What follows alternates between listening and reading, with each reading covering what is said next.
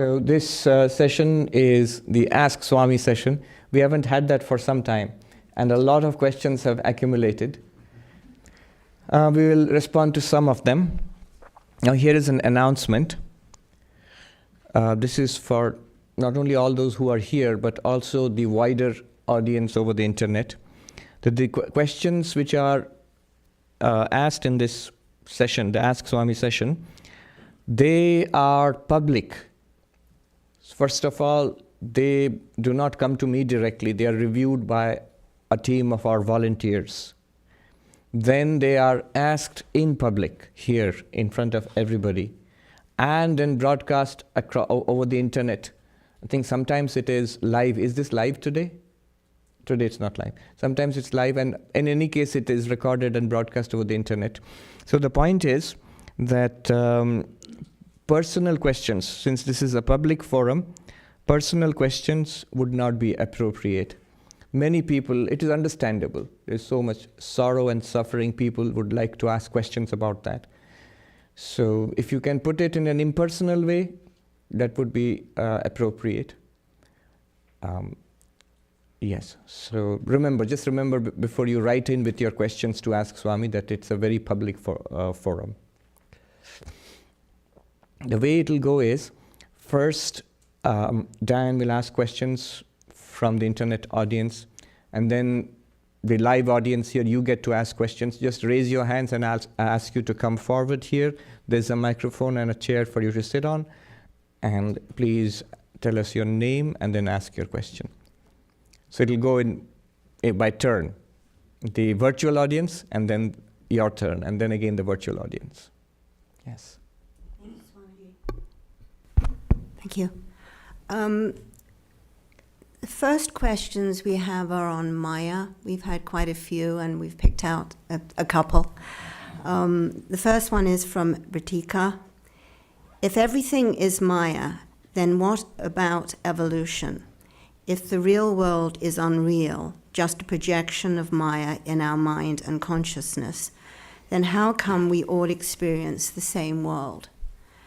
The projections in different minds could be different, just like our dream experiences are different for each individual. But we all experience the same real world, so how can we say that this real world doesn't actually exist? And then Shorkin asks, if we are like waves in the ocean of consciousness, why do we singularly as well as collectively see the same patterns in the world? For example, notions of joy, sorrow, good, evil.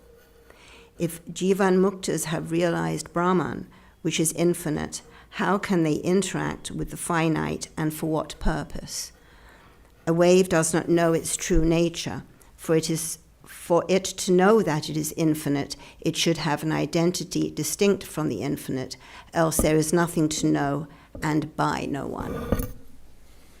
All right, these are very deep philosophical questions.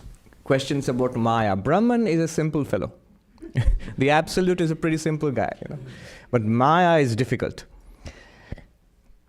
Maya is basically the principle in Advaita Vedanta where the one appears as the many. The old question in metaphysics is, how does the one become the many? And there are different ways of reconciling this. One approach is the materialistic approach, which says there is no one ultimate reality. It's a pluralistic world and multiple realities. So some philosophies, the Charvakas, the ancient Indian materialists, or even the logicians, the Vaisheshikas, Nyayikas, they were pluralists. There are multiple realities. So the one is denied. There is multiplicity. That's the reality. Modern science would sort of fall in this category, except that there is still the search for the grand unified theory. We're trying to understand if everything came from one reality, ultimate reality. Sankhya would say that both are parallel. The one and the many are parallel. There is the consciousness, which is again multiple. Like each person is an infinite awareness. Not one infinite awareness, but multiple infinite awarenesses. And the physical world outside is actually, all of it is a transformation of one Prakriti, one nature. That is Sankhya. It's basically a dualism of consciousness and matter.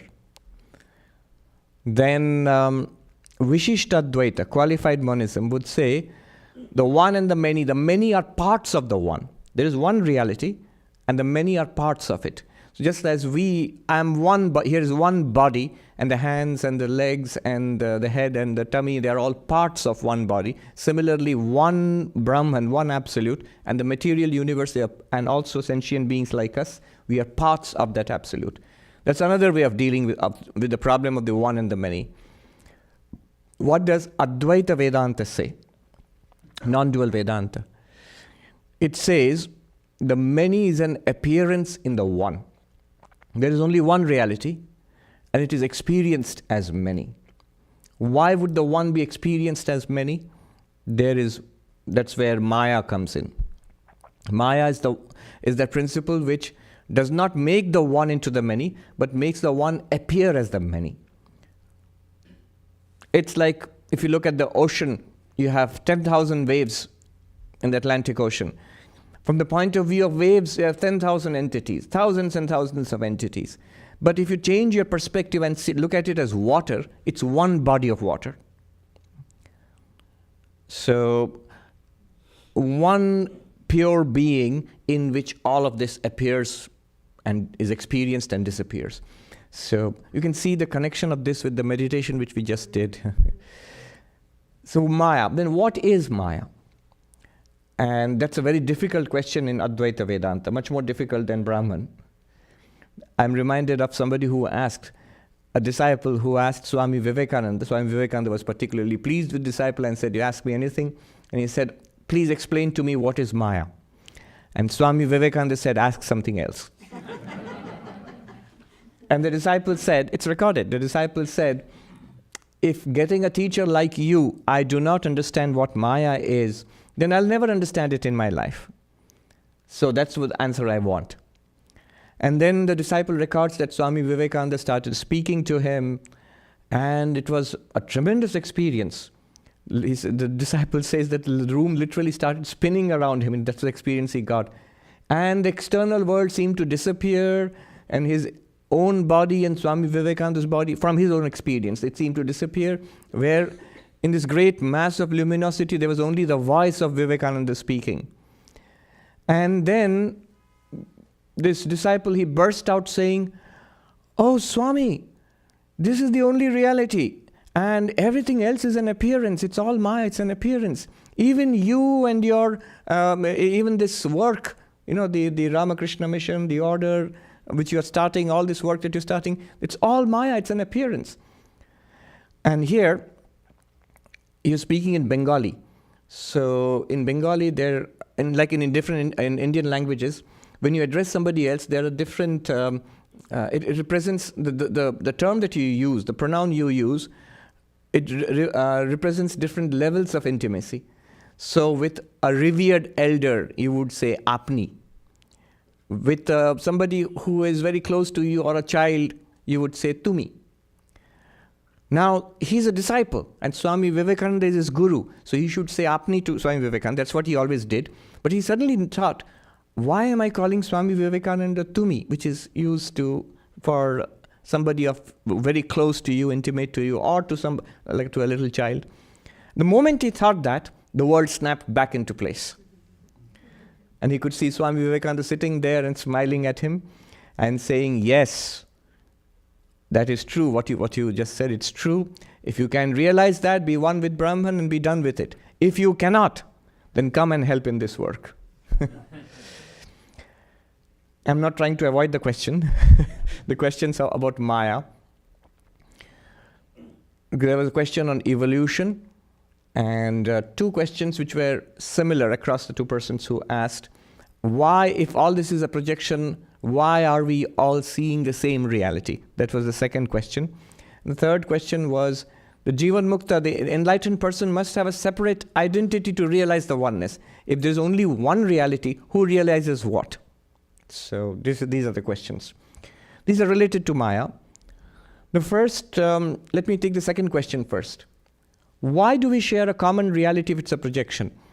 The underlying thinking is, like in a dream, we understand our dreams are projections of our minds. In our dreams, we all have individual dreams. If I saw you yesterday in my dream and I had shared a cup of coffee with you, you wouldn't remember that because what all that happened, the cup of coffee and you and I in the dream, they're all projections of my mind and you did not share that experience. So each person has a separate dream.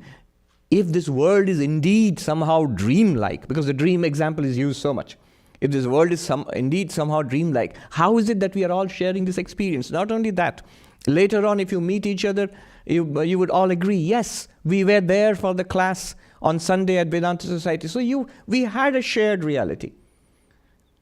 Then how can you say this is dreamlike? This is definitely something real because it's out there and we are sharing it. Do you see the question?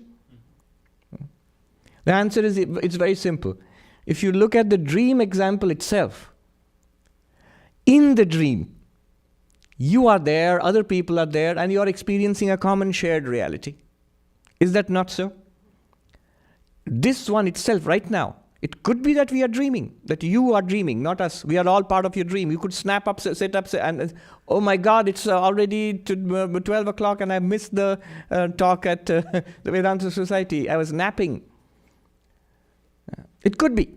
There's nothing impossible about it. And in your dreams, you always think that you're awake. She asked, but I'm awake now. But in your dreams, we don't think in our dreams, I am sleeping in my bed and dreaming. We don't think that. We think we are awake. We think that we are in a community of people sharing the same objective reality. The same places, the same food, and the same talk, and everything is like an objective reality. We don't doubt it for a moment. So how can you say, so exactly like that. Now the difference is only this. Our dreams, from our waking perspective, our dreams are definitely different because they're projections of our individual minds. Here, it's not a projection of an individual mind, it's an appearance in one consciousness. So this is the thinking that Gaudapada uses in the Mandukya Karika, in the Mandukya Upanishad, Mandukya Karika. So in principle, there is nothing to distinguish, in principle, your dream from your waking experience. In both, you seem to share a public reality with others. It's only from another point of view you realize that it was all an appearance. So from your waking point of view, everything in the dream is, you understand it was a projection of my mind, the dreamer's mind. From the Turiya, the enlightened person's point of view, from the Atman point of view, you realize that everything was in awareness. The meditation we did now, just before this session, did you notice what I said, that we were noticing all the sounds in awareness? You see, we noticed all the sounds in awareness, not just sounds. Thoughts, feelings, perceptions, all kinds of sensations. They were all in awareness. That's what is meant by being projected in awareness. We still have this idea that, yeah, there's a sound outside and I'm aware of it. There are two things. There's a real sound outside and I'm aware of it. That's what we think. But if you think a little more deeply, you'll see that whatever you are aware of, it's all in your awareness. You are never aware of two things, your awareness and a sound outside your awareness. You see, what I'm saying is, this piece of paper and this clock, they are two things, separate things. How do you know? You can see the clock without the paper. You can see the paper without the clock. Right? And that's the proof that two separate entities. They can be experienced separately. But your awareness, the awareness which we are, and the objects of that awareness, sounds, thoughts, feelings, emotions, they cannot be experienced separately like this, one without the other. You cannot experience, obviously, by definition, experience requires awareness. You cannot experience a sound without your awareness. Every object is experienced in awareness. That's what is meant by saying that they are all projections of awareness.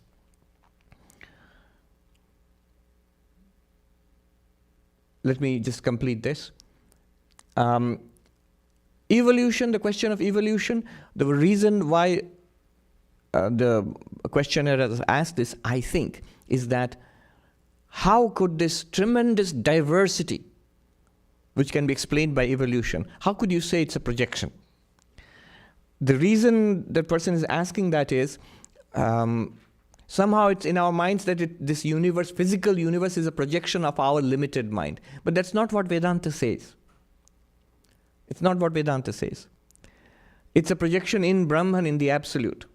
And evolution can definitely be accounted for. You can accept evolution easily. See, the beauty of Advaita Vedanta is it does not deny or go against any established scientific doctrine.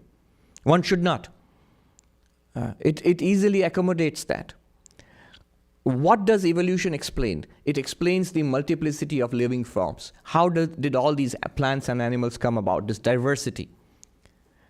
All of this and the evolution which produced all of them, they are all experienced in awareness. That's all that Advaita Vedanta is interested in.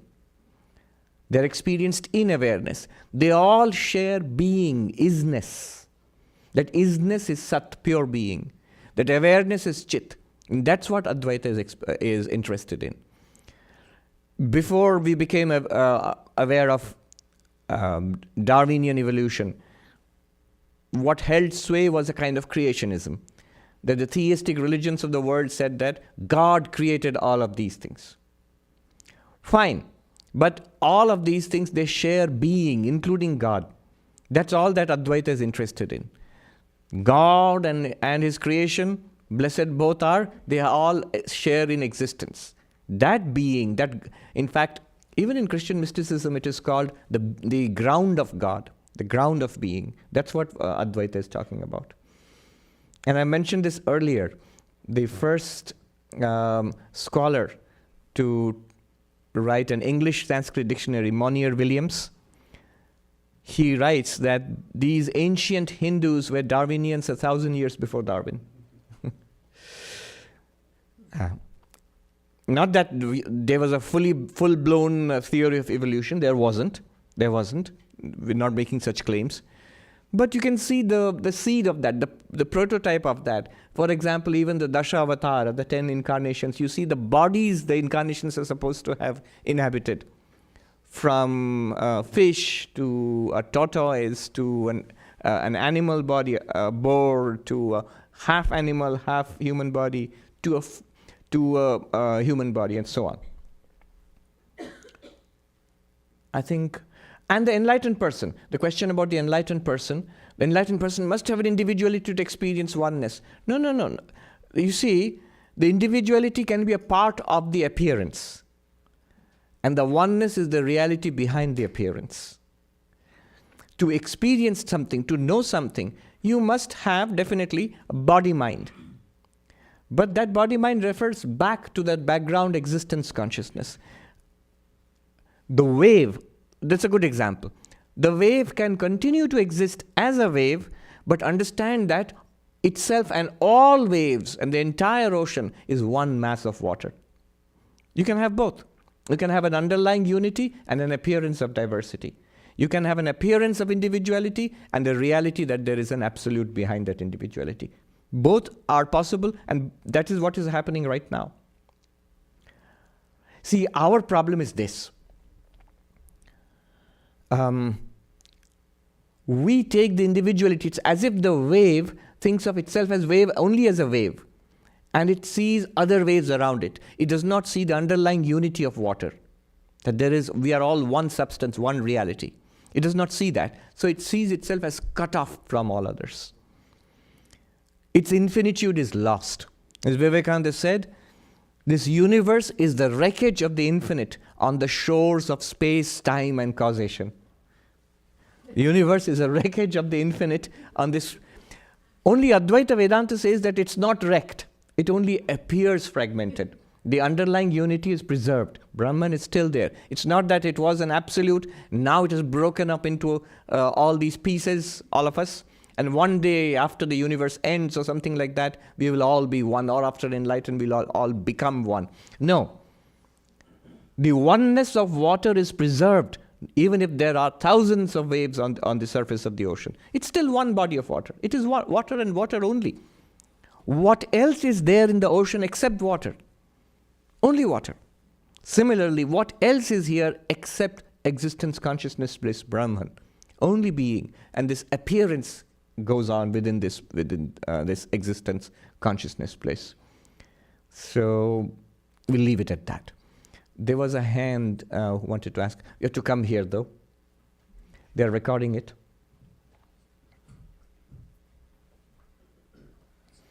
Do tell us your name and ask the question.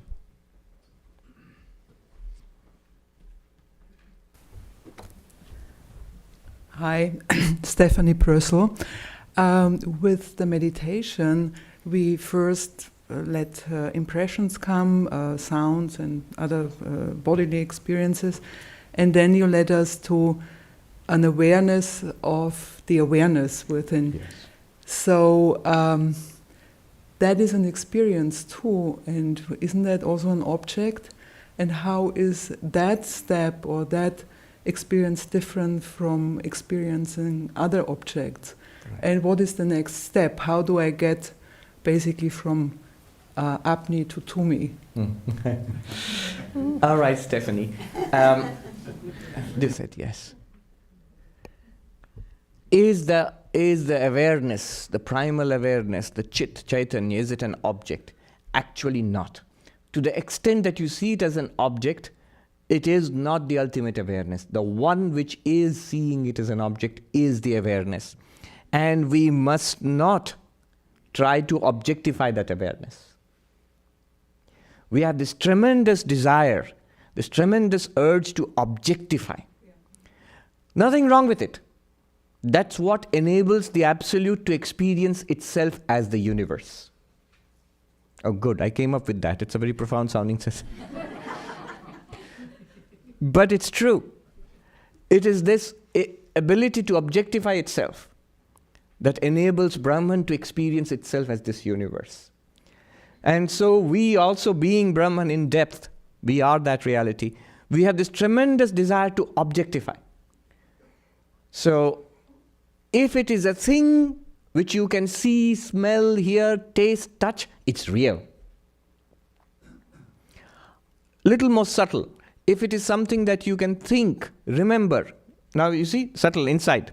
Not hear, smell, taste, touch, not an object of the senses, but something in the mind. Thoughts, feelings, emotions, memories, desires, ideas. But they are also objects. All of these, gross and physical objects outside and subtle mental objects inside, both appear and shine in one consciousness.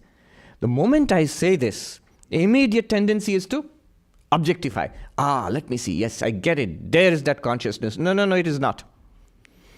The one which said, there is that consciousness, that awareness, that one is the awareness. Now you'll try to make that one into an object. Don't. There is no need at all. There is no need at all. You are that, and you are absolutely pure and fine as that object. As that pure subject which is not an object, which cannot be objectified. Then this objectifying tendency, all it does, really, spiritually speaking, its value is to point out the pure subject, which is not an object. Every objective experience, like that meditation we did it with sounds. You can do it with forms. You can do it with taste, touch. You can do it with smell. You can do it with thoughts. You can do it with memories.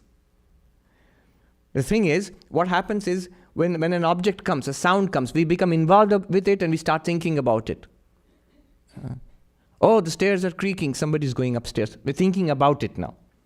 Instead of doing that, stairs are creaking, it appears in me, the awareness. Is this awareness an object? This is also a thought which is shining in awareness. As you do that, you'll fall silent. The awareness remains by itself. It always remains by itself. It is it is spacious, in which all of this appears and disappears. This space, for example, it does not resist us. The space in the room, it enables us to sit here. We fill up this space with chairs and people and things and the space accommodates all of us. Think of that awareness as a space. In fact, the Mandukya does that. Akasha, space, is used as an example.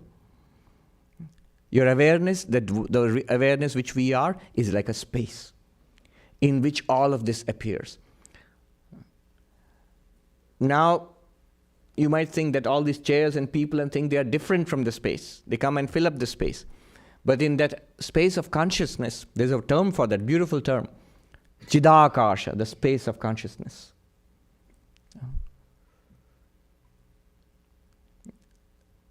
Imagine that.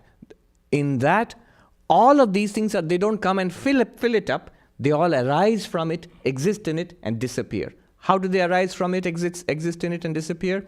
Just like in wood. It was a log of wood. You fashioned an altar out of it, or a table out of it, and one day it might break and it'll still be wood. So the table, it arose in this in the wood. It is now shining and being used and existing in the wood. And one day, if it is no longer a table, it would have, in one sense, gone back into the wood itself.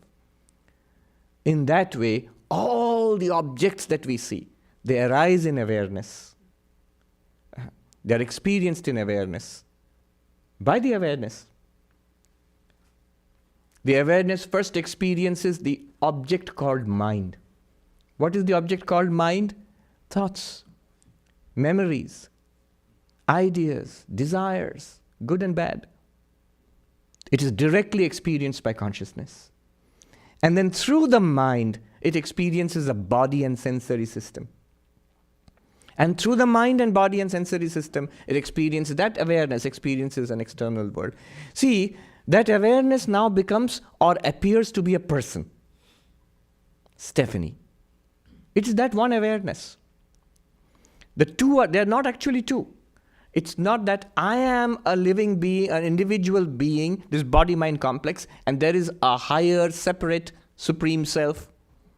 No, there is only that separate, that higher, supreme self. There's only that. That one alone exists, and it appears as an individual. And it seems to experience an external world. Yeah. So the takeaway from this is, your reality, that awareness, is not an object. Use it in this way. In meditation, in your inner investigation, whatever appears to be an object, use neti, not this. Yeah. Whatever appears is also that pure consciousness, but until one realizes that pure consciousness is oneself, keep on going inwards, subtler, the background. And when you realize I am that will also be a thought in the mind. But it points to that one identity. Then you look outwards and you see all of this is in me, that consciousness. One must ultimately come to this realization of oneness. You can do it in different ways. In the Mandukya Upanishad, in the Mandukya Karika, 3rd chapter, Gaudapada calls it akarpanyam, a very beautiful term. Karpanyam means smallness, pettiness, individuality, separated from others, fractured. It literally means, the Kripana word means miser. Miser. Krishna uses it in the Gita, and Upanishad it comes. The condition of being an ignorant person, the unenlightened, is the miserliness, the smallness. And this is overcome by this magnificent vision of what he calls akarpanyam. The Gaudapada calls non-dual philosophy akarpanyam, the non-miserly philosophy, the infinite philosophy, the completely open and abundant philosophy. It does not have to be in the language of non-dualism. It can be. If you think, what is this world? If you think all this world is one absolute reality, Brahman, fine, that is akarpanyam, the non-miserly vision. If you think, I, the pure consciousness, am all this world, that's also fine. Akarpanyam. If you think, number 3, if you think Maya, the question which we had earlier, the entire universe is an appearance of Maya in me, the pure consciousness, that's also fine. That's also Akarpanyam. If you think in terms of duality, God, that God alone is appearing in all these forms, that's also fine. That's also Akarpanyam. It must be one of these approaches to the universe outside, to all people, all beings, to the life of this individuality. This Akarpanyam, this vast vision. Yes, that's a very beautiful way of putting it. This vast vision. In contrast to this is the vision of the unenlightened individual, where I am separate from all of you. God may or may not exist. Even if God exists, is a question of belief. I subscribe to it, and I have some kind of working faith in God, especially when I'm in trouble. Or I'm an atheist, I don't believe in God. Or an agnostic, in any case not particularly interested. Here is this real world for me outside, which I have to struggle. I have to make my way in this world, and one day this world will crush me out, body will die, and maybe I'm dead and finished and gone. This is the view of the unenlightened person. This is called Kripana, the miserly view. So we must move from the miserly view to the vast view. Do it by devotion. Perfectly all right. Do it by devotion. Do it by knowledge. Jnana. You recognize this vastness already existing. The wave must become not only one with the ocean. Directly for the wave to become one with the ocean is difficult. Why? Because I am this little wave. How can I be one with the other wave? How can I be one with this wave and that wave and this wave? No. Let alone the entire ocean. I'm just this much. The only way that the wave can become the ocean is if the wave realizes I am water. Think about it. The moment the realization comes, I am water, the boundaries between me, this little wave, and the next wave, and the next wave, the boundaries dissolve. What boundary is there between water and water? No boundary. Not only the boundary between me and the next wave, no boundary between me and any wave and anything in this vast ocean. I become literally the entire ocean by realizing I am water. Similarly, by realizing I'm pure awareness, everything in this universe, men and women, Hindus, Muslims, Christians, Buddhists, atheists,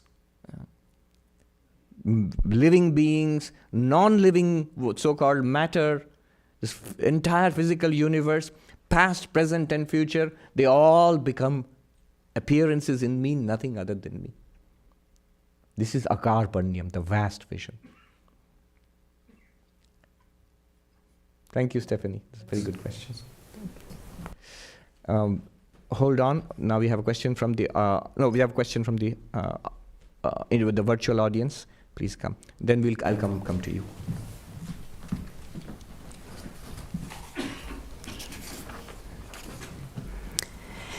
This is a question from Bill Y. here in Manhattan. Vedanta scholar Ayan Maharaj gave a talk at the New York Vedanta Society in which he argued that Sri Ramakrishna's understanding of Maya was not in fact in line with that of classical Advaita Vedanta. Maharaj claims Sri Ramakrishna held that the world, though impermanent, was nevertheless real and not an illusion, as commonly understood in Shankaracharya's and other interpretations of the Vedic texts.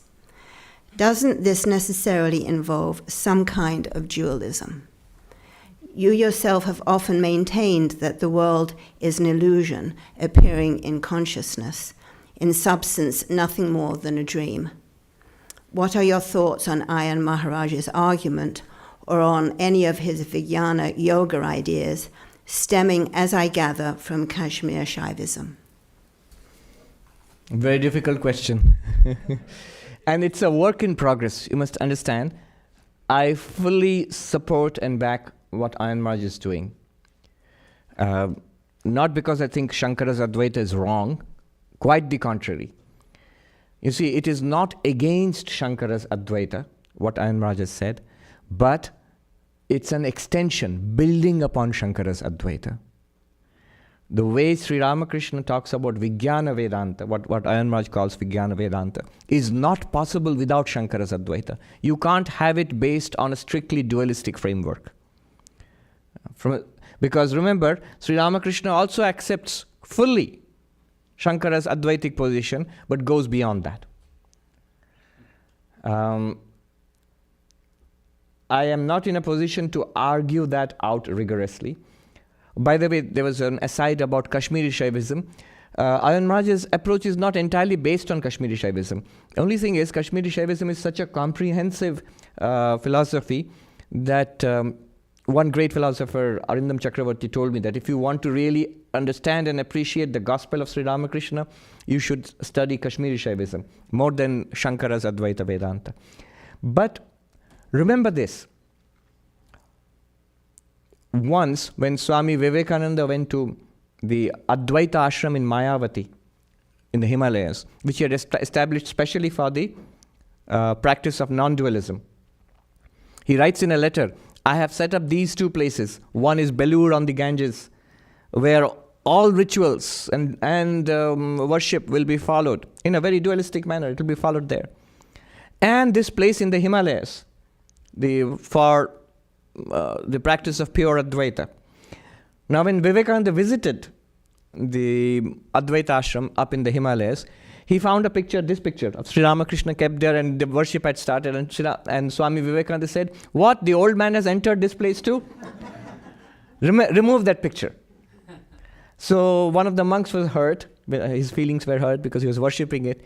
He wrote to the Holy Mother, to Ma Sharada Devi, that Vivekananda says, remove the picture of Sri Ramakrishna. We are worshipping the picture of Sri Ramakrishna. Is that wrong? And of course he expected support from the Holy Mother.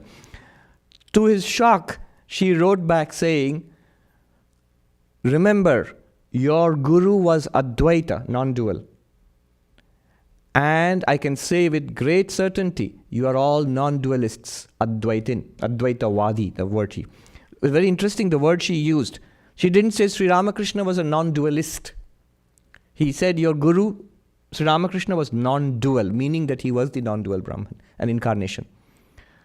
And then she says, I can say with full certainty that you are all non-dualists. And therefore what Naren, that means Vivekananda, has done, he has done right. So, then why don't you remove the picture of Sri Ramakrishna everywhere? See, this is the beauty of Ayan Maharaj's approach. He says Sri Ramakrishna's approach was not exclusively classical Advaita.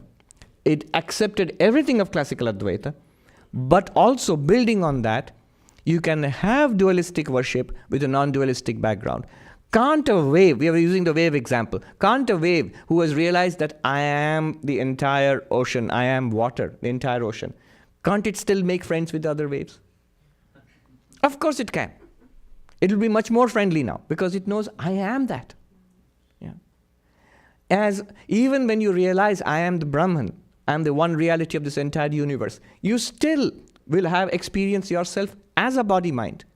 And as a body-mind, now you'll be called a Jivan Mukta, an enlightened person. You will interact with others knowing that you are Brahman and yet fully capable of acting as an individual. In fact, much more capable now. What the Buddha said, I am awake. Buddha literally means the awake, awakened. You have awakened to reality. All others are in fact sleepwalking or fully asleep. You are the one who has awakened to reality. Why will you not be capable of interacting with others as an enlightened being?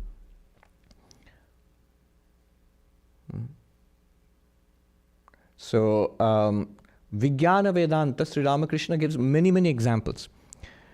I think it's high time that this work was done.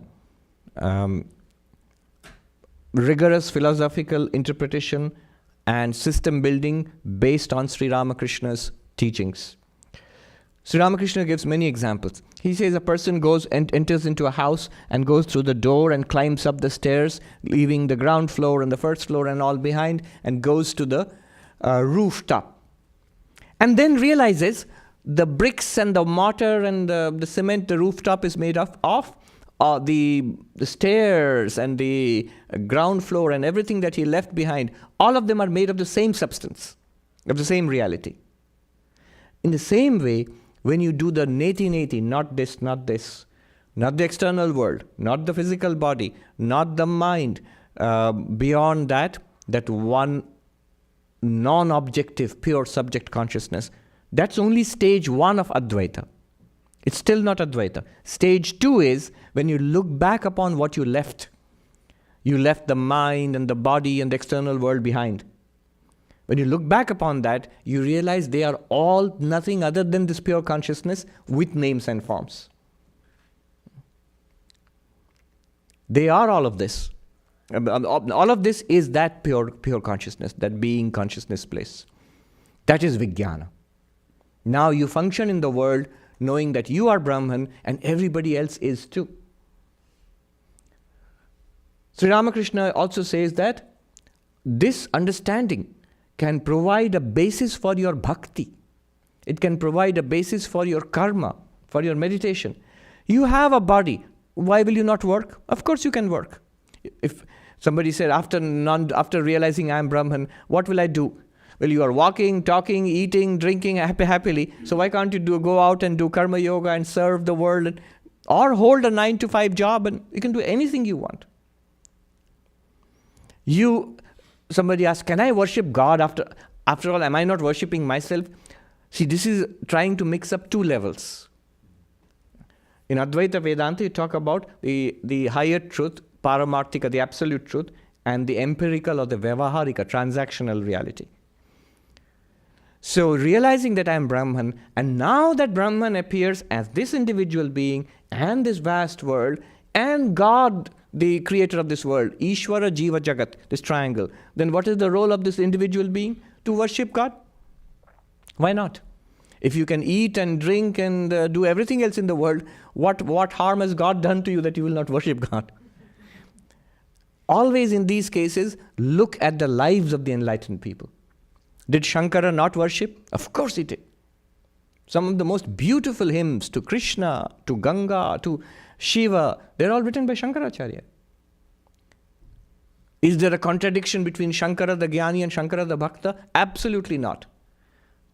It seems to be a contradiction. Why? From the view of classical Vedanta, it seems to be classical non-duality. It seems to be a little bit of contradiction. But from viewpoint of Sri Ramakrishna's Vijnana Vedanta, perfectly all right. So that's the beauty of Vijnana Vedanta. I'm sure we'll hear much more of this over the years and decades to come. I would like to share that the book he has written, Ayan Maharaj, Infinite Paths to Infinite Reality, that book, the International Journal of Hindu Studies, IJHS, has decided to bring out a special issue on that book only. And they have invited 10 noted scholars from all across the world to read that book and give their views on that book. And they will give Ayan Maharaj a chance to respond to those views, and the whole thing will be published as. So, remarkable. I think it's an idea whose time has come, and it's going to take off over the next decades and centuries. It's a beautiful idea, and it's really harmony and peace can be established on the basis of this idea. Somebody had his hand up, the 2 people. I'll ask you first, and then come. Tell us your name and ask the question. Hi, my name is Namit Gupta. Yeah. Here is my question. We say that Brahman is the supreme reality. Is the constant experience of Anahata Sound or the unstruck sound during the waking state an experience of Nirguna Brahman? And the second question is, the answer to the question, who am I? It seems to point towards silence. My question is whether the Anahata Sound is the answer to this question, or is it not an answerable question altogether? All right. The Anahata Dhvani, which he referred to, is a mystical experience. Literally, it means the unstruck sound. So sound is always meant by the contact between 2 things. Just now we heard the clicking of a door, this one. This is a struck sound, ahata. But anahata means that which is unstruck. This is a beautiful concept, and it's actually an experience. It's actually like a sound which you can hear, but it's not a produced sound. It is said to be the eternal background vibration of the universe. Let's put it this way. There's a whole theory of that, of which I do not know much. But it is not the Advaitic Brahman. It points to the Advaitic Brahman. It represents the Advaitic Brahman. Because the Advaitic Brahman is not a particular experience. It's not a particular mystical experience. So suppose you do not experience that anahata. Can you still be enlightened? Yes. Suppose you do experience that anahata dhvani. Are you enlightened? May not be. But it's a very advanced stage in spiritual experience. There was a Swami in our order, I never met him, but I've heard about him, a disciple of the Holy Mother, Swami Shantananda. He used to hear this continuously without a break. And he asked the Holy Mother once, Ma Sharda, that this is my experience, is it true? And she said, yes, my child, what you are experiencing is right. So it's a very advanced spiritual experience, mystical experience, no doubt. And he used to experience that. He used to hear it. In later life, I've heard from senior monks, he would ask visitors, do you hear something?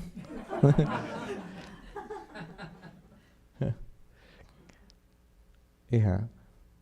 I met one person who hears this. I will not share the name because he's still there. A very interesting person.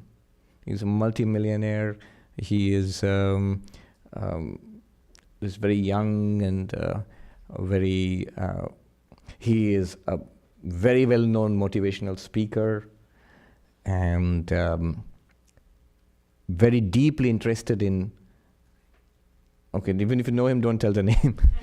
Very deeply interested in non-dualism, in Advaita Vedanta. And we had a long talk about this. One of the subjects which came up was this one. And then he told me that he hears this, and he has been hearing it for a long time. That's when he became transformed after this experience. And he's been looking towards trying to meet other people and trying to get explanations of this. Yeah. All right, thank you. Thank you for that question. Yes. And then we'll go back to the virtual audience. Please tell us your name and ask the question. Thank you, Maharaj. Ranjit Mitra, my name. My question is that the concept of universe, where it says that I am the you, Y-O-U, basically they're saying, how does that differ with this consciousness and the theory of Abang Manusya Gachar or God that we really try to understand? Because it looks to me like everything is relative, but is there an ultimate thing versus a relative truth, like we go to galaxies, we're sending satellites to moon and other extraterrestrial places like towards Pluto, or taking pictures. So they are reality. In a way, they are reality, but they're not the ultimate reality. Because when we say that about the creation, about understanding, about I am the universe, but if I'm not there, then the universe is not there, it will still be there. I know that I'm making a mistake of limited I versus the real I, but still this is the concept that I think is difficult to understand. Is we hear from the Shastras that God is Abang Manasya Gochar, and how does it differentiate from consciousness, or we call it? All right, I'm getting two related questions from that.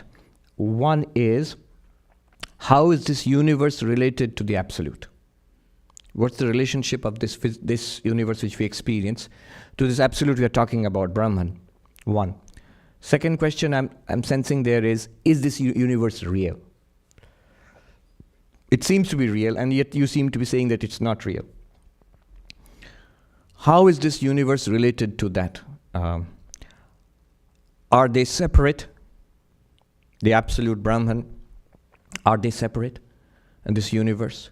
No, they are not separate. If they were separate, notice what you call Brahman. What Brahman is. Brahman is being itself, existence itself. Logically, if there is such a thing which is existence itself, and if you say something is separate from existence, what will it become? Non-existent, yes. Something other than paper is not paper. Something other than human is inhuman. Something other than existing is non-existing. So if there is a universe apart from Brahman, you're literally saying if it is other than existing, then it's a non-existent universe. So the universe cannot be apart from Brahman. It's like saying, can that wooden table be apart from wood? No. Can the clay pot be apart from the clay, or the gold ornament be apart from the gold? No. All right, this is one. So it cannot be apart. Then what is the relationship? Is it the same as Brahman? No, not quite. Literally the same as Brahman? No, not quite. Because we don't really see anything as pure consciousness and bliss and all of that. We see men and women and people suffering and struggling in life, living beings, non-living beings, a physical universe, which does not seem to be very absolute or Brahman-like. Things are born and they change and they die and suffer. All of these things are there. So this universe is neither apart from Brahman, one, nor exactly the same as Brahman, two. If you say Brahman is pure existence, this universe is not other than existence, but it's not pure existence also. This thing, not being, you are unable to classify it as pure being or as non-being, this is in Sanskrit called sat asadbhyam anirvachaniyam. Inability to express it as pure being or non-being. This is the classical definition of Maya. When you study Advaita Vedanta, there will be a definition of Maya. So the term used there is anirvachaniya, beyond speech. But beyond speech in what sense? You cannot express it as pure being. You cannot express it as non-being also. If it was non-being, it would disappear. But clearly it is there. We are experiencing it. It's not so difficult to understand also. It seems too subtle. Not so difficult. Just take this example which we use all the time. The wood and the table. The table is not, this one, the lectern, it's not apart from the wood. It's not a separate thing. If it were, I could show it to you separately. I showed you the clock and the paper separately. But I cannot show you the table and the wood separately. The moment I try to do that, the table will disappear. Not the wood. Not the wood. This is there. But the table name and form will disappear if I try to separate it from the wood.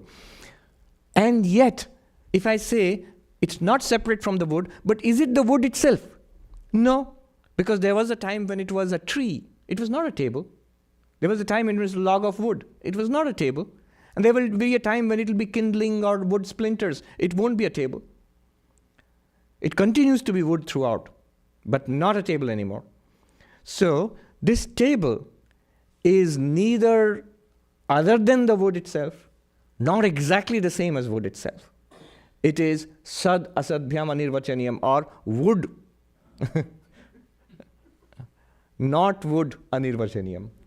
You cannot express it as wood itself, you cannot express it as not wood. The nature of the universe is like that. According to Advaita Vedanta, the non-dualistic approaches, the entire nature of the universe is indeterminate. You cannot dismiss it as being, no, it's not there.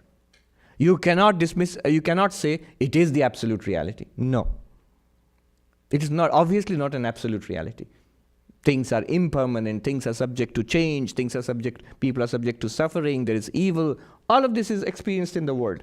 How can it be the absolute reality? So this indeterminate nature, this is called, another term for this in Vedanta, one term is Maya, another term is Mithya. Mithya means the false. The false. The word false has been misunderstood. False does not mean non-existence. Look at the difference between truth, lie, silence. Silence is no speech. Truth is correct speech, or in Sanskrit, yathartha. That means The truth is accurate. It is real. It is what is. But what is a lie? It's not silence. The liar said something. But it's not real either. It's not the truth either. It is a misrepresentation of the truth. It's an appearance of the truth. The word appearance always connotes that there is something behind it. The real appears to be something else. Similarly, Brahman appears as this world.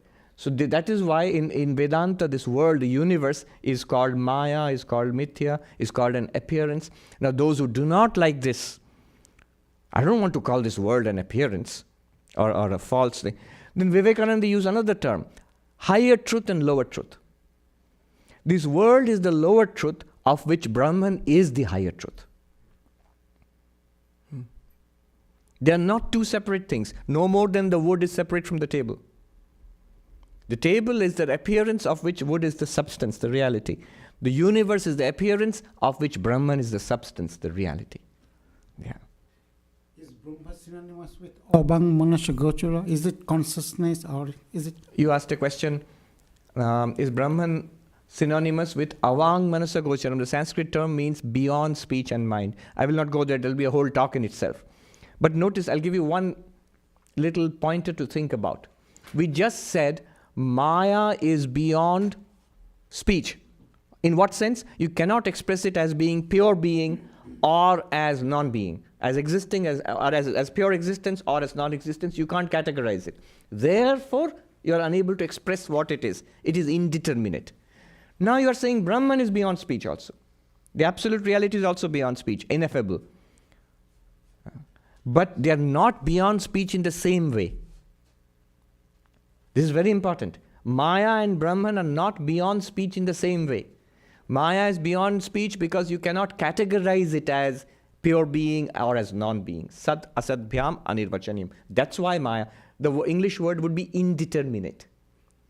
Brahman is not beyond speech because it's indeterminate. It's very specific. It is an absolute reality. For those who are enlightened, it's an undeniable reality. It's not a vague something. It's an undeniable reality. You might as well look up into the sun. Don't. You might as well look up into the sun and deny that the sun exists. No. It's as evident as that. Then in what sense is Brahman beyond speech? It is beyond speech because language cannot express it. Language cannot, as Wittgenstein said, the limits of the universe, limits of language are the limits of the universe. What lies beyond, we must pass over in silence. In Tractatus Logico-Philosophicus, at the end, towards the end, he says this. In two places there he says it. Similarly, the infinite cannot be bought within the bounds of language. Why not? That is a whole talk in itself. Advaita Vedanta and the paradox of language. I refer you to my talk on YouTube. That was the subject. Why Brahman cannot be bought within the limits of language. Thank you very much for your question. Thank you. Yes.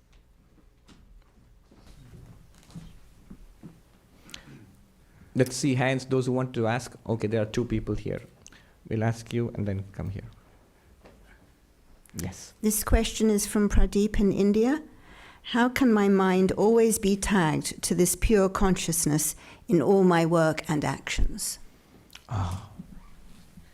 I think it's not just Pradeep in India, but a lot of people across the world. When they listen to non-duality first, they begin to understand, and then this question, inevitably it will come up at one point or the other. I see, yes, such a thing is there. It's like a serene, changeless being, consciousness. Very nice. But I don't seem to be somehow in that frame of mind when I'm driving, walking, talking, acting in the world. I'm mixed up. And that background reality is so nice. How can I be there all the time? There's a verse in the Mandukya, the second chapter, a very beautiful verse. The last verse of the second chapter of Mandukya Karika. Tattvam adhyatmikam drishtva, tattvam drishtva tu bahyata, tattvi bhuta stada rama, tattvada pratyuto bhavet. Very beautiful. You know what it says? It's an answer to this question. Seeing that reality, Brahman, within, and seeing that reality outside. You become that reality, you are that reality. And you find bliss and peace and completeness in that reality. And never slip away from that reality. The last quarter. Tattvad aprachyuto bhavet. What do you become? You become that which can never slip away from that reality. I have a feeling the questioner would say, yes, that's what I want. Advaita Vedanta says that's what you already have. You've always had it. You suffer under this notion that I have slipped away from it. Even when you think that you have slipped away from it, you have not. Let's see how I can put it. There are many beautiful ways to put it. First of all, notice this one. I am that reality. It's not that reality, it's not Brahman, it's not Atman. We use all those terms, but those terms can be distancing sometimes. Yes, my Brahman is fine, but I have a problem. Atman is fine, my Atman is fine, like my liver is doing well. But I have a problem. Atman is you. It's literally you, your essence. Yeah, even if I say your essence, you say, yeah, Swami, my essence is fine, but I have a lot of problems in my job, in my family, in the day-to-day world. You are that reality. Let's talk about that openly. Instead of distancing it away as Brahman, Atman, or even the word Tattvam. Tattvam literally means an impersonal truth. So I am that. How can you ever be distanced from yourself? How can you ever slip away from yourself? What you can have, the objection might be, but I feel it. I get disturbed, I get angry, I get unhappy. Yes, that wrong notion can be there. That somehow there was a serenity and I've lost it. It was a serenity in the mind, and the mind has lost that serenity. You are the one which experienced the serene mind. You are the same one which has experienced the disturbing mind, the disturbed mind. The calm, relaxed, spacious, luminous mind and the agitated, turbulent mind. You are the same one. Whether it's a waveless, vast expanse or a turbulent ocean with waves and storms, it's the same water, literally the same water without any change at all. Even the ocean example is a little misleading because you'll say, no, Swami, but something is happening to that water. There's a lot of ups and downs. Yes, but the water nature is unchanged. Water has not become not water when it is in the middle of a storm. In the same way, whether you are in the depths of meditation, absolutely calm, quiet, the world forgotten, still, peaceful, or engaged in frantic action, in a high-pressure job, you are exactly the same unchanging awareness. It may not seem to be that, but you are that.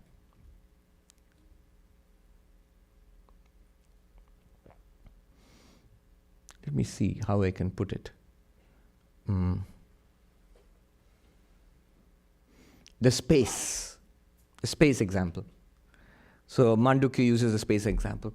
Suppose you have different pots. And now the space, which seems vast and unlimited, seems to be cut up into different pots. The space inside the pot, in Sanskrit, Ghatakasha. And the space outside the pot, called Mahakasha. But literally, let me ask you, is the space actually cut off by the pot?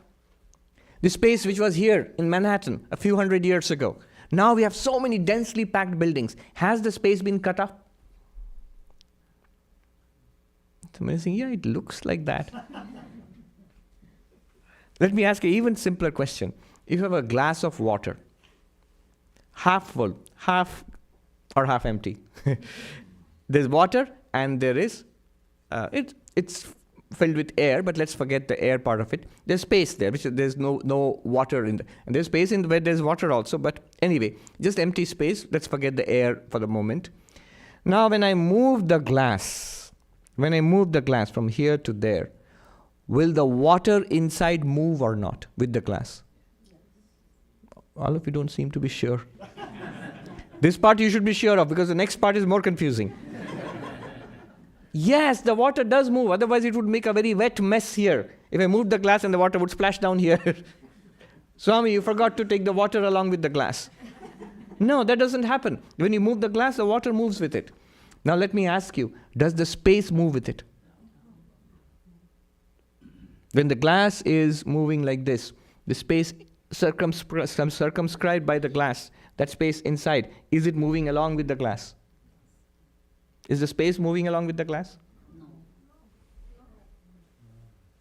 Tell me, does space move along with the container, the glass, or the glass is moving through space? Glass is moving through space. Yeah. When you cut up Manhattan into so many buildings, you have not enclosed space. Space has graciously permitted the buildings to exist within itself. Now, what can happen is, in one pot, there may be smoke and soot.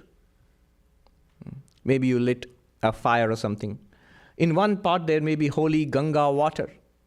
In one pot, they may have dirty water. In one pot, there may be milk. Is the space polluted by the smoke in that pot? Is the space purified by the holy water of the Ganga river in that pot? Yeah. No. The pot might be affected. The pot gets affected. But space does not get affected at all. I noticed in India, when a person dies and the body is burnt, the wood is burnt to ashes, and the water, there's a lot of water in the body, it vaporizes, and the air around it becomes very hot because the fire is burning. But the space, is it affected right there where the body is burning fiercely? The space is not affected. It's the air which becomes hot. It's the wood which becomes burnt into ashes. It's the water which is vaporized. Look at the 4 elements. They are affected. Earth, fire, water, air. Space, not affected. Similarly, whatever the contents in the mind, whatever the actions of the body, you, the pure consciousness, you are exactly always the same. You have not departed from your real nature as pure consciousness. How can I remain connected with that?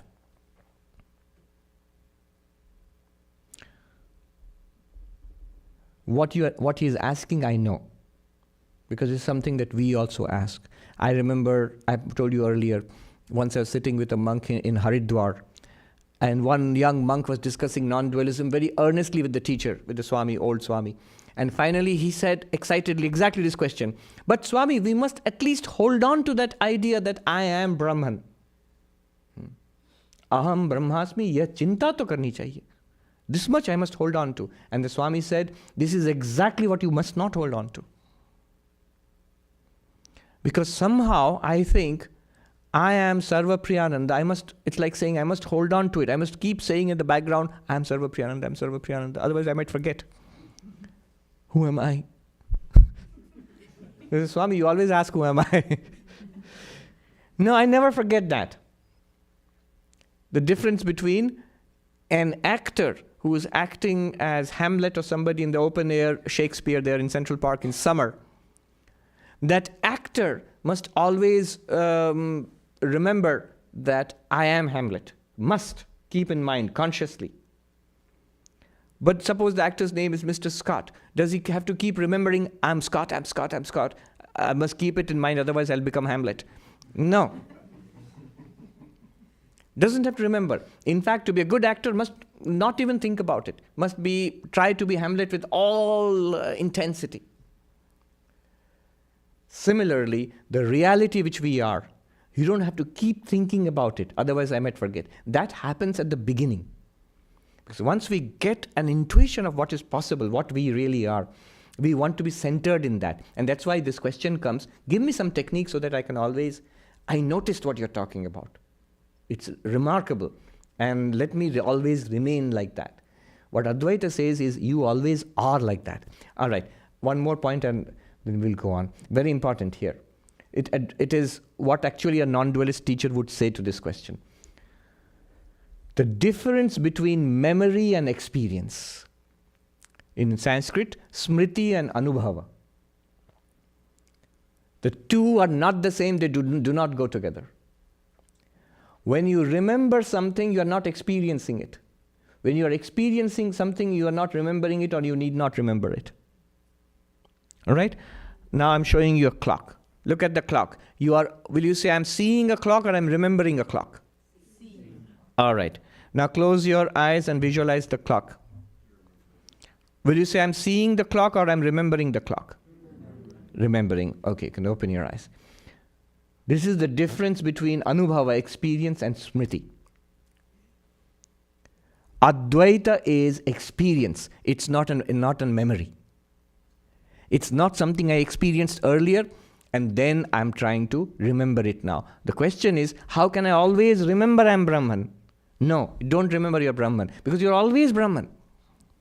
It's always shining forth. It's just somehow we think it's not present to us. We think it seems to be hidden. That's why we think that we have to remember it all the time. If you are looking at me, you say, Swami, I'm seeing you. Yes, you're seeing me, but are you remembering me? Swami, I'm seeing you. Why do I have to remember you? When I don't see you, I might remember you. This is the difference between memory and experience. Non-dualism is based on an ever-present experience.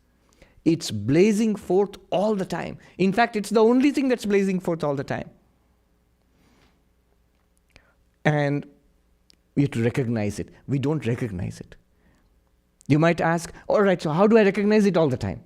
You don't have to recognize it all the time also. Once you recognize it,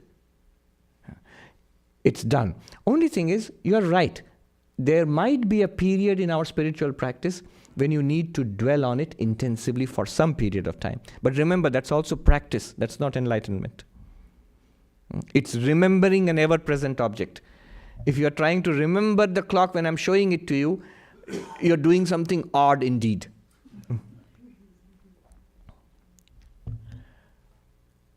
Can we had two hands up. The lady first, and then you can come.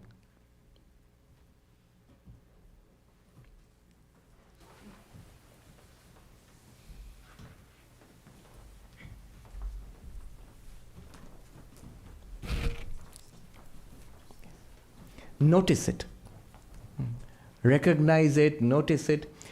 Don't forget your question. Let me tell you a little story I just remembered. I mentioned Swami Shantananda, the one who always heard the Anahata, the disciple of Ma Sharda. I've heard this from senior Swamis who have met him actually. He was very childlike, like a little child. And he sort of seemed to inhabit two worlds. I guess that will happen to you if you're continuously hearing the primal sound of the universe. So, for example, there are one or two stories about him which I'll share. How childlike and it's like a radiant little boy, you know. So once he asked one of the sevaks, one of the younger monks who was serving him, why don't I see Swami Virajananda? He said Kali Krishna Maharaj. Swami Virajananda was the guru of Swami Tathagatananda.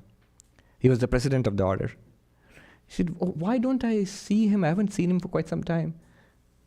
And the monk said, but Swami Virajananda passed away 20 years ago. He said, that's why I haven't seen him. In Bengali, Tai dekchi na. That was one.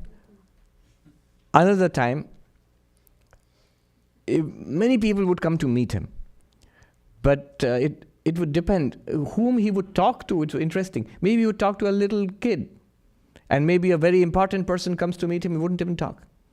And it so happened that this man was very rich and powerful and all, and he came. He obviously had some kind of ulterior desire in his mind which he wanted to be fulfilled by the blessings of this Swami. So he came and he did salutations and he started talking in a very disarming way, and the Swami just kept quiet, just sat with his eyes closed. After 15 minutes, this man asked a few questions and kept on asking, Swami. The Swami didn't open his eyes. And then this fine man finally got disheartened and he bowed down and he walked away. And the others were watching. The moment he walked away, the Swami's eyes flew open. With the cutest smile, he said, "Look how I tricked him. Look how I fooled him." We don't know what was going on there, the subtext there. Maybe that person had some strong worldly desire which he wanted. And he could be the most unworldly person. He had this question, he would ask anybody who's a household person in the world, he was very sympathetic. So he would ask questions like, what do you do? Yes, this is my job. Are you earning enough for your needs? In Bengali, he would say, "Sangsar chole jay to." Is your samsara, can you take care of your samsara? Are you earning enough for your needs? Is it all right? So one day comes this Chief Justice of the High Court. And with his flunkies running around, and somebody rushed ahead to tell the Swami, this person is coming. He's the Chief Justice. It's like a really big person, He's coming to meet you and talk with you. Swami said, yes. And when the person came, Swami said, what do you do? And somebody else said, Swami, he's the Chief Justice of the High Court of the state. And the Swami said, do you earn enough to take care of your... He was absolutely unmoved by it. Yes. All right, you can ask the question. Namaste Swamiji, my name is Pallavi. Sorry, my question is kind of little long. All right, go ahead. When one is doing the Vedantic meditation, Nididhyasana, first it seemed very difficult, but with repeated listening and other practices, I'm not saying 100%, but intellectually I was able to appreciate it. And as I went deeper into it, initially I thought this body and mind is doing the sadhana, but later when I went deep, when this whatever went deeper into it, I felt like the self is trying to know itself by itself. This was my intuitive feeling, and followed by peace and bliss. There were disturbances, ups and downs. So obviously when I'm dealing in the daily life, there will be ups and downs, right? So my mind, whenever there will be a desire for something, which makes my mind restless and miserable, not miserable, maybe restless and sad. And immediately I feel that there is a strong grace or something which is helping me realize very immediately as I am going deeper and deeper, and followed by peace and then immediate serenity and calmness and bliss. And then the desire for that is disappearing, because having experienced this, I know there's no reality really genuinely there. So my question here is, even this grace, whatever I am feeling, which is helping me be alert maybe, if the closest I can put. So I feel this is also nothing other than the self. But the self has no characteristics, right? It is nirguna. So what exactly is this? So then I have again a feeling, kind of intuitive feeling, I don't know. Forgive me if I am not wrong or whatever. So I feel that this, you have, for a person a body mind to be pulled into a world, you have these tendencies to run for whatever, right? The same way, this grace is an appearance in me to help me realize me, I, because followed is a peace and bliss and... Can I don't know. Stop you right there? Sure. Two things have come up from the question. Sure.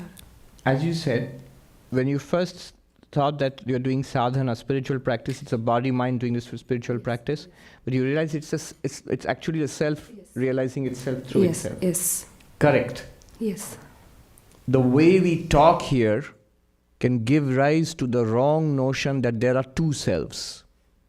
Even the language of the Upanishads and the Gita, higher self, lower self, God, individual, I am the person, I often use this language. I'm the person, and there is a supreme consciousness behind all of this.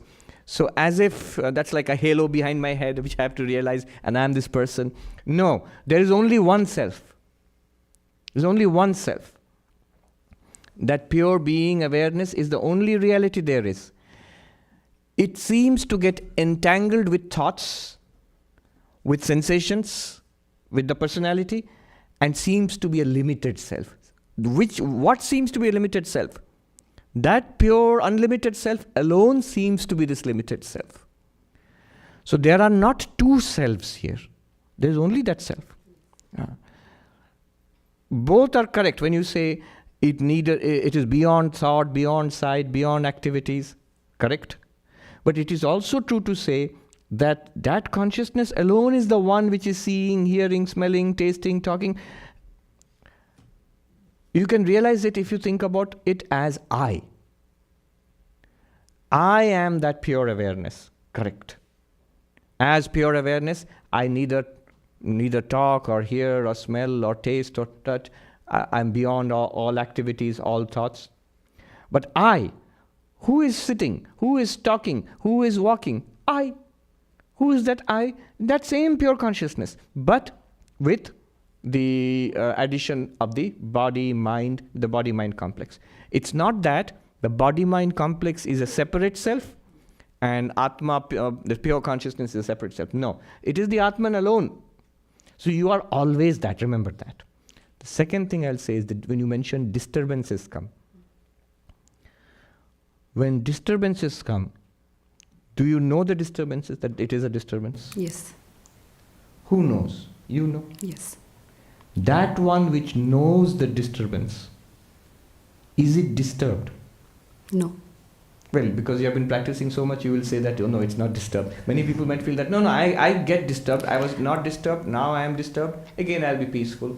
There's a wrong thinking there. As you said, the knower of the disturbance is not disturbed. Because the knower of the disturbance was there before the disturbance came. Clearly. Who noticed the disturbance? The one who was already there before the disturbance came. And the knower of the disturbance will still be there when the disturbance is gone. Right? So the disturbance is not something that sticks to you, the knower. It comes up in your awareness, in the light of your awareness. In your light it comes up. In your light it is recognized as a disturbance. In your light also you recognize disturbance gone. That light is always free of the disturbance. Now instead of saying that light, oh it's good, that light is free of disturbance, say, I am free of the disturbance. Before the disturbance was there, were you free of the disturbance? Yes. After the disturbance is gone, are you free of the disturbance? Yes. Now follow carefully, when the disturbance is there at that moment, you are aware of the disturbance, right? Yes. You, the one which is aware of the disturbance, is that awareness disturbed? No. No. You are not disturbed. Yep. Let the dark cloud come in the sky. Sky is not affected. Let it be a cloudless sky. Sky is not affected. Similarly, you, the awareness, let the disturbance come. What happens is we have a feeling disturbance should not come. Here's the disturbance. Now I must chase after it. It's caught you. Now you are using the mind, which is now a disturbed mind, and to make it a serene mind, and you get down to it. I have to sit like this, I have to breathe like this, I have to listen to the YouTube lecture, and all good. But at one time, you understand all of this. Whatever I'm saying, it's good to hear it. Even if you understand it at one point, it's good to hear it again. At one time, one must come out of this. Even when the disturbance is there, you know you are exactly the same Brahman. Absolutely nothing to be done as far as your nature as Brahman is concerned. Think about it this way. You are calming the restlessness in one mind. You're using Vedanta and meditation and breathing. But you are the same consciousness in all minds. How many minds will you calm down? There are minds which are terribly disturbed in this world. Are you going to go out and calm down all those minds? No. In those minds, the consciousness shining in those minds, is the consciousness in itself disturbed? No. Is the sky in a smoky pot smoky? No. Is sky in a dirty pot, does the sky become dirty? No. In a sky in a pot where there's holy Ganga water, does the sky become purified? No. It is always pure. You are that unchanging, ever pure, ever shining consciousness, especially in the midst of disturbance. Yeah. That is a great help. You can still see a but. No. So my question here was exactly like, so when there was a disturbance, right? Immediately there is some alertness. I don't know, maybe how best I can put it. Alertness is a good word. Yeah, right. So then I'm not being deceived, maybe I can put it like that, and I'm able to recognize the reality in there. Right? And then followed by peace, obviously, right? Then desire is no more bubbling up, and then followed by bliss. There is something which is making me alert, right? I don't know if I am still not getting it. Suffering is making you alert. Oh, okay. You see, when our real nature as that pure consciousness, pure being, that is holiness. That is always available to us. But we don't continuously think about that. I am Swami. I don't continuously think I am Swami Sarvapriyananda, I'm Swami. I don't continuously think. But if somebody asks me, what's your name? I say Swami. That name Swami is available to me all the time. It is continuously available to me. Not that my mind is dwelling on it.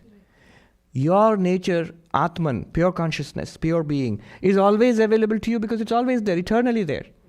It's not that you have to always think about it. When the mind gets embroiled in suffering because of its past conditioning or because of blows from the world outside, then that suffering recalls that your real nature. And you relax into the peace of that. Yeah, it's suffering. It's suffering which alerts you to it. This constant awareness of the Atman is not that I'm constantly thinking I'm Atman, or I'm Brahman, or I'm one with God. No, not like that. That's a mantra, you're repeating it. But it's not like that. There's a website actually, a very nice name. Never Not Here. That's a good one. Never Not Here. The Atman is never not here.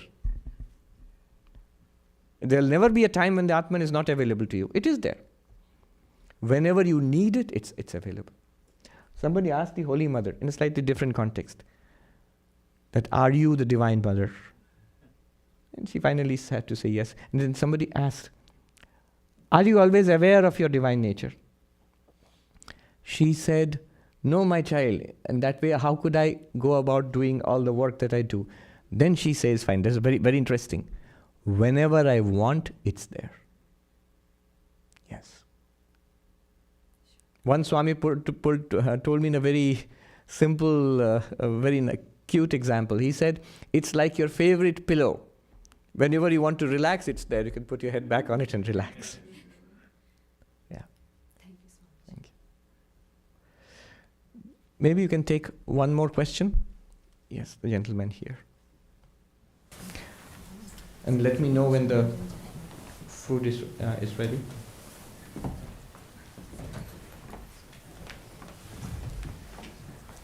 Somebody wrote on the internet, why does he keep asking about the food? Another lady came from Vienna, Austria. She hears these discussions. She said, I really enjoy these discussions, the conversations and questions and answers. The only regret is at the end I hear that there's going to be food and I don't get the food. So she came here once and then she said, finally I get the food. Please tell us your name and ask the question. Abhivadaya.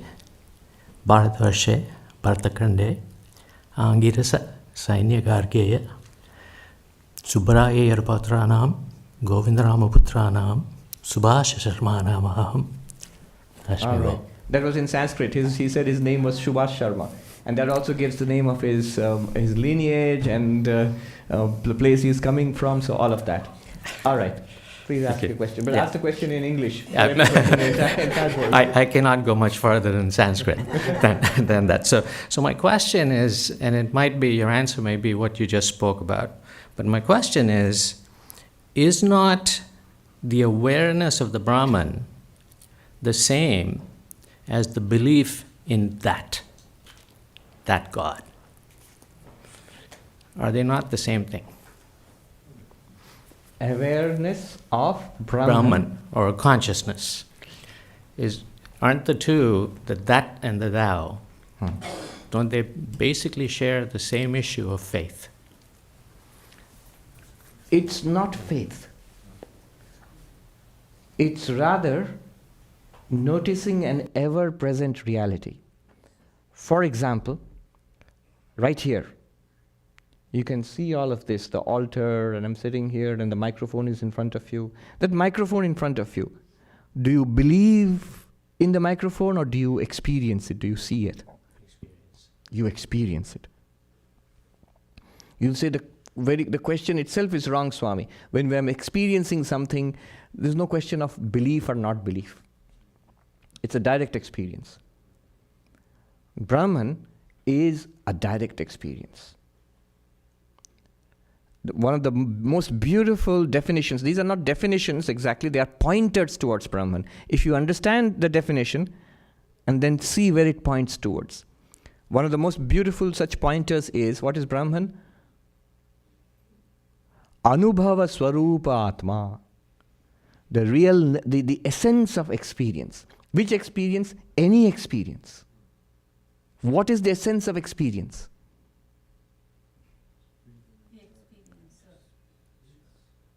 Experiencer, but what is that experiencer then? Because experience is also a body, eyes and ears. And is that the essence of experience? Consciousness. It is awareness. If I have to tell you this, then I've already failed. What is the one common thing in all experiences? By experience, I mean the simplest things. Hearing, smelling, tasting, touching, talking, remembering, getting angry, loving, hating, all of that is experience. What's the one common thing always? The one who, somebody said awareness, and you said the one who experiences. Are they the same thing, the awareness and the one who experiences? Correct. The one who experiences and the awareness are one and the same thing. Is that direct or is it something that you believe in? This world that you are seeing around you, the one which we are seeing around us, about this world itself, the altar and the lamps and the microphone and the people, we don't say, I believe these are there. I say, I see it. How much more direct is the one which sees? Except only one problem there is. Why this question of faith comes up?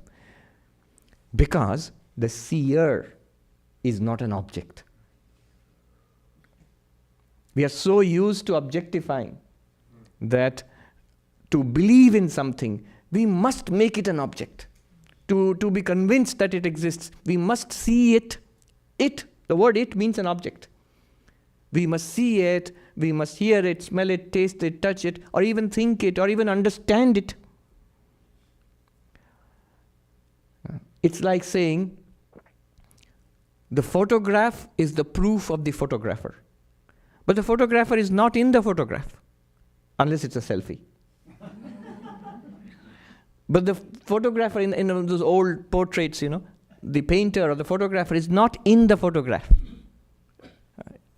But the very photograph, all the people in the photograph itself, a group photo, it shows the unseen presence of the photographer, the very existence of the photograph. Photograph, experience, your experience. It shows that it is happening in the awareness. Even in the case of photograph and photographer, it's something that we are thinking about. It's a thought experiment. But consciousness is not a thought experiment. It's an ever-present reality, blazing forth like the sun. Anubhava Swarupoyam Atma. This self is the very nature, very essence of experience. Another beautiful, similar pointer is Anubhava matram param brahma. The highest Brahman, the transcendental Brahman, is pure experience. Now, what do you mean by pure experience? The moment I say pure experience, immediately it gets into our mind, oh, that must be something that Swamis get. We are getting lots of impure experiences. No. What is pure experience? I'll define it very precisely for you right now. What is pure experience? Experience minus the object of experience. In every experience, there's an object. Drop that object. There are techniques in Kashmiri Shaivism which use, there's a book called Vijnana Bhairava, which uses this to great effect. In order to point you back to the pure self, it generates an object which you have to meditate upon and then drop the object. Like this, for example. We'll do this and then stop. Before we do that meditation, I will also answer the other one we said, the question of that and thou. Yes, it's not a question of faith. That means pure Brahman. Technically, this is called Mahavakya Vichara, analysis of the great saying Mahavakya. There are different steps. You have to first see what the terms mean. There's something called Lakshana, implied meaning, and then you come to a common meaning. So, what is that? The sentence is that thou art. Where is the sentence from? It's from the Chandogya Upanishad. That thou art. You are that. What is the meaning of that? In the Chandogya Upanishad, it means Brahman from which everything in the universe has originated. Sat. What is the meaning of thou? There, thou means the questioner, the student, Shwetaketu, who is asking the questions. That means the individual being, you, I. So that is you, and Brahman is the source of the universe. Literally God, Saguna Brahman. Now there's a process. It's a lot of philosophy of language is involved there. There's a multi-stage process in which finally you come to the understanding, I am pure consciousness. And Brahman is also pure consciousness. We are one and the same pure consciousness. That is the meaning of that thou art. Is it a question of faith? No. If you start with God, the whole question of God is a question of faith. In Sanskrit, it is called paroksha. Paroksha means beyond our senses. Beyond our senses. God is not something you normally see or hear or smell or taste or touch or you meet and talk with on a regular basis. No. So it is something that we believe in. We have read about it, we have heard about it, and so we believe in it. It is a matter of faith.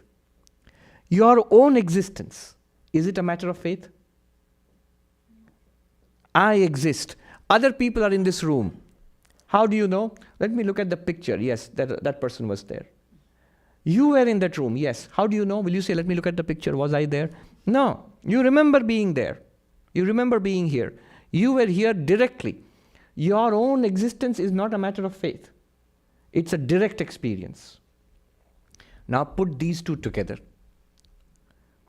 God is an infinity without any problems, omniscient, omnipotent, omnipresent, without any problems whatsoever. But only one problem. God has only one problem.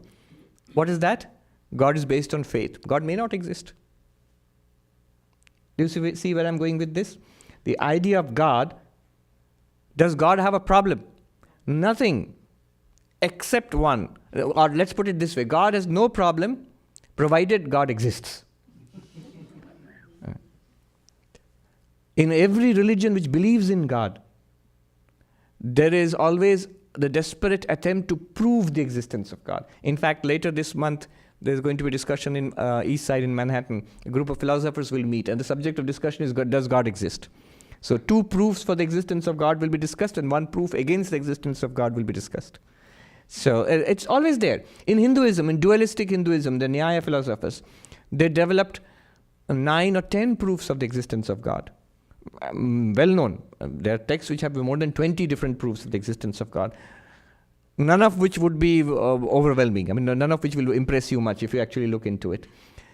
The Christians, Saint Aquinas, for example, Thomas Aquinas, 5 ways. They talks about 5 proofs of the existence of God. Why this struggle to prove the existence of God? Nobody tries to prove the existence. Saint Thomas Aquinas did not try say 5 ways to prove the existence of Saint Thomas Aquinas. No.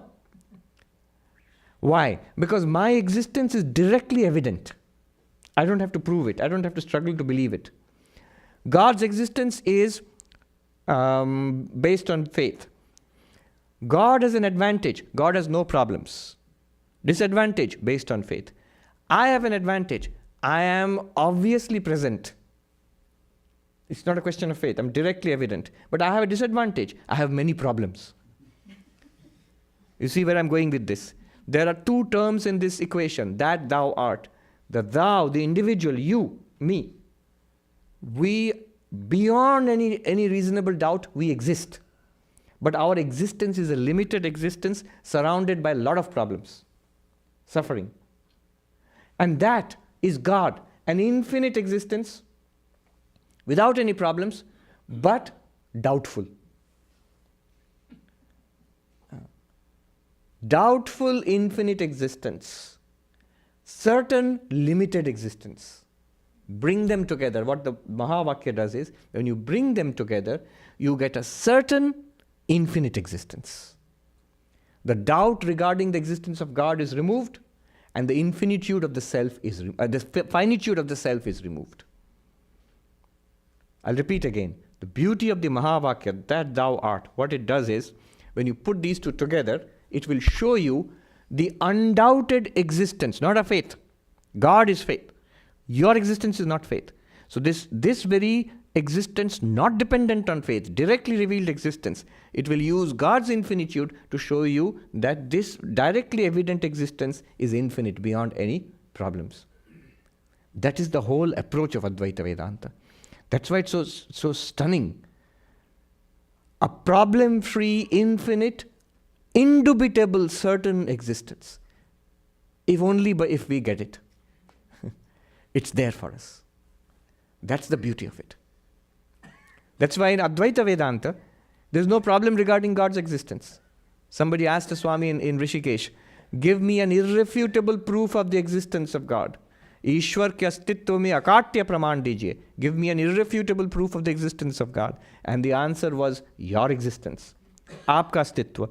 It makes sense in Advaita Vedanta. It does not make sense in a dualistic religion. Because my existence is not the existence of God in a dualistic religion. But in non-dualism, the 2 are one and the same. They're pointing to the same reality. So we'll end on that very good note. The meditation I pointed out, there's no time, but let me point out what they do in Vijnana Bhairava is that they take up an object. It's like this. Lie down, or it will work even if you imagine it. You lie down on your couch or your bed. Imagine you're lying on the grass in Central Park and you're looking up and it's a bright, cloudless day. Bright blue sky. When you look up there, there's nothing else except the sky. All the trees and people, you can't see them because you're flat on the ground looking up there. Look up. You have to keep your eyes open. Brightly. See, bright, shining, vast, limitless sky.